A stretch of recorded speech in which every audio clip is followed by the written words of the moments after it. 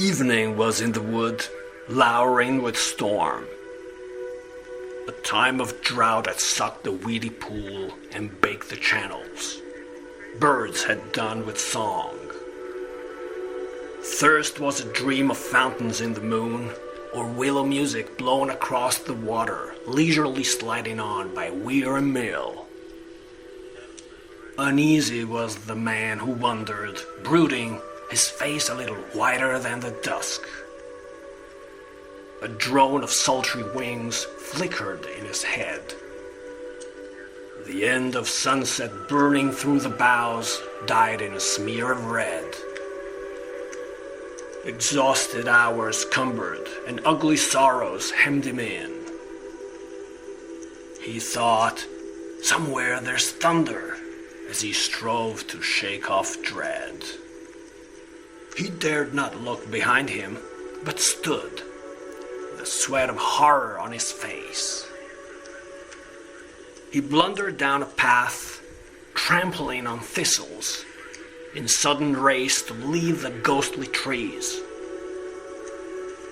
Soon I'll be in open fields, he thought, and half remembered starlight on the meadows, scent of mown grass and voices of tired men fading along the field paths, home and sleep in cool swept upland spaces, whispering leaves, and far off the long churring nightjar's note.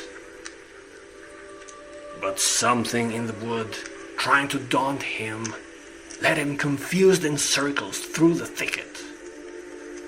He was forgetting his old wretched folly, and freedom was his need.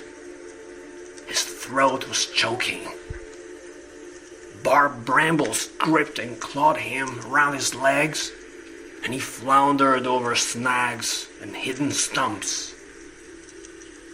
Mumbling, I will get out, I must get out, butting and thrusting up the baffling gloom, pausing to listen in a space betwixt thorns, he peers around with peering, frantic eyes.